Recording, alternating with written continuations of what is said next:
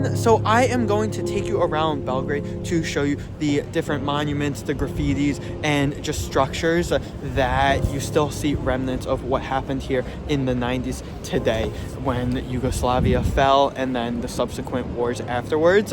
So obviously I did not live in Yugoslavia. I am not Serbian. I do not have any heritage from the Balkans. But as a student who has been studying the fall of Yugoslavia here the last 4 months, I feel like I have a pretty good understanding for what people in Serbia feel like. And I think that I can be able to at least show a little bit of, I can't give my positions on things. I can't be able to show you the hardships that people in Belgrade faced, but I can just show you kind of like what they have left up, what they want people like me, Americans, to see. We're starting off with the only genocide in the Balkans was against the Serbs. You see right here, just the fact that you have graffiti like this in the middle of the tourist center where there are a lot of people from NATO countries who are walking through. It's written in English for a reason. It's written in English because they want all of the foreigners to read it and for them to understand that there is still this heavy sentiment against them. But we're going to get back to this one. There are other ones I want to show you first that I think are more stark,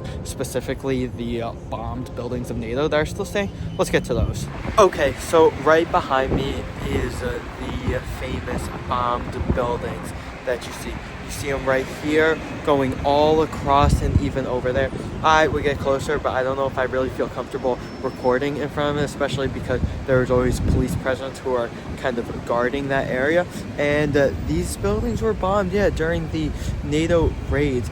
And think, why does Serbia keep them like this? Why do they not repair them, make them new structures? Well, it plays into the whole thing of memory politics. They want to keep them there to remember what happened to them, to kind of still brew that anti-NATO sentiment amongst even the young Serbians who may have not lived during that time. And you can think of for yourself why Serbia will continue to keep these up as a memory. But when you're here, they are stark.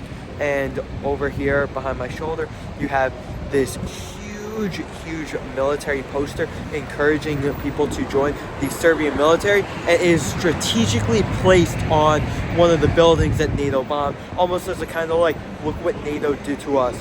Join our military to ensure that this doesn't happen again. I walk by these buildings nearly every single day just on my regular day-to-day commute, and at first they gave like a chilling feeling, but now it's just kind of like a part of my daily life.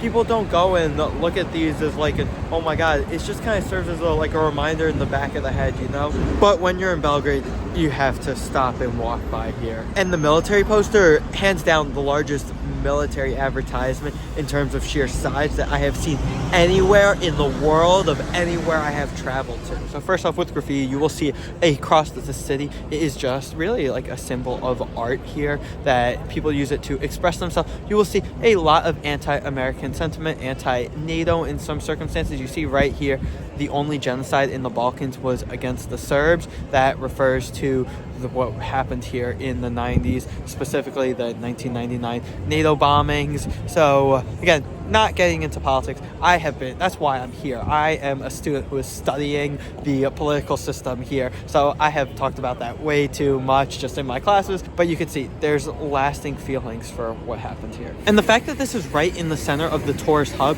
it really shows who is supposed to see this and see this messaging. This message is here so that Westerners, when they come and walk through, the Westerners know that the Serbs feel like they were the victims. And you see that in so many of the monuments that are around the city, specifically the ones that are by the bombings. It's not just Ukrainians who are fleeing. There are Russians as well. A lot of them could be draft dodging Russians, because although they are barred from most of Central and Western Europe, and frankly most of the world, Serbia is still a place that they can come freely. Serbia is very welcoming to the Russian people, and the Russian people are very welcoming to Serbians.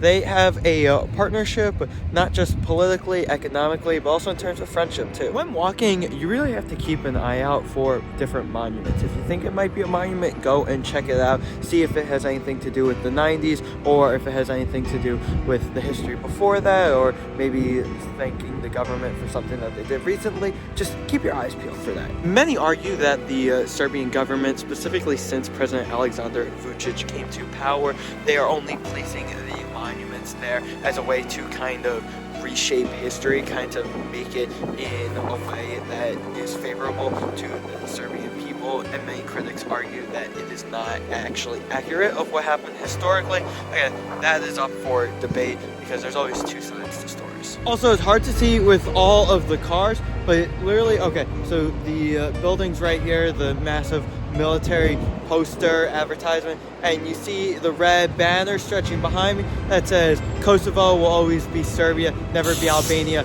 So continue to see political messaging throughout, and yet you will see the messaging about Kosovo everywhere you go. I was literally yesterday at a Partizan basketball game, and there was a giant banner that was hung throughout like 4 different sections that said Kosovo, Serbia.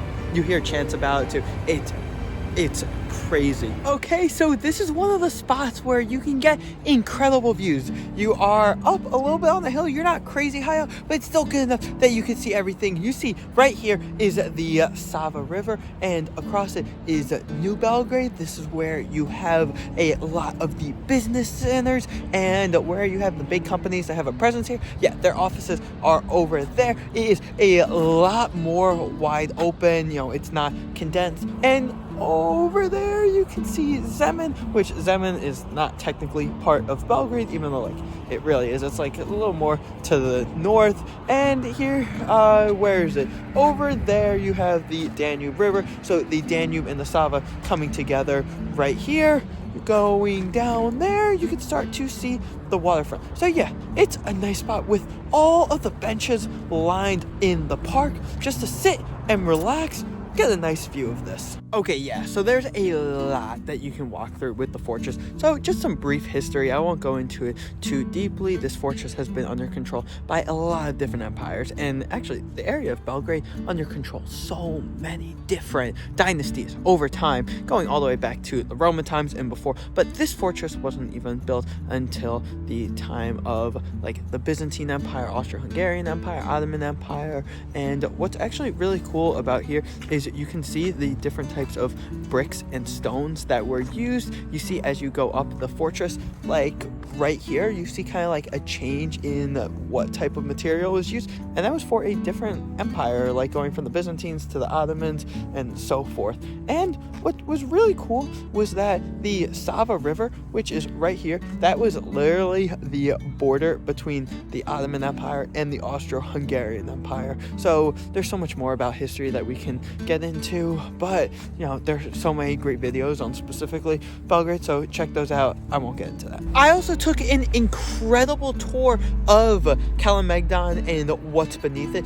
Places that you cannot get to just walking around. You have to go on specifically on the tour. I have that in my video on the museums of Belgrade, so make sure you see the pictures and clips that I got from there. With their language, they speak Serbian, which is essentially the same as Croatian, as Bosnian. Typically, you will see it as the Serbo-Croatian language. That was the language that was used throughout Yugoslavia. I have been taking classes trying to learn Serbian. It has been quite difficult, but I am picking things up. I can't hold a conversation with anyone. I could answer basic questions like where I live, Živim u New York, and how my day is, and if I'm walking the streets, I recognize signs, I recognize foods, but that's about it. So obviously I don't really understand the Serbian language, but I have a lot of things picked up, which I'm still proud of. Let me talk about sports real quickly. So sports engraved so much into the culture. So I'm going to talk about basketball last because that is by far the best. So I'll start off with tennis. Novak Djokovic, the greatest tennis player to ever step on the court from Belgrade. I actually went to a pro tennis, an ATP tournament that was here. Great experience. Then soccer, football. So football is incredible. You have the two major clubs, Partizan and Red Star. I actually went to the Eternal Derby where they played each other. Amazing experience. And then basketball. So still, once again, the two largest clubs, Partizan and Red Star. Oh my God, the greatest atmosphere I have ever experienced in any sport ever, like legitimately. And I have gone to playoff games across major sports in America, but regular season for the EuroLeague basketball is insane. Also, the best player in the world currently, Nikola Jokic, also from Serbia. So just besides a huge basketball craze, if you come here and it's basketball season, do whatever it takes to get to a match. And because I'm living here, I have to support a club. So the team I support is Partizan, and I have actually gotten into EuroLeague and ABA League basketball so much in depth now that I am really starting to understand everything about Partizan. I know all the players now and all that. I have actually started to follow EuroLeague more than I have with the NBA. So I really consider myself a true Partizan supporter because I even know their song Davolim Chernobele literally word for word. Also, just public service announcement, foreigners in Serbia are required to carry identification on them at all times when in the country. No, an American driver's license is not sufficient. So for the Americans, make sure you have your passport. For the Europeans, your identification card works fine. For the Europeans, though, you need the passport to enter the country. Like for me, I am a dual German-American citizen. I am required to use a passport entering the country. So can't use an identification card.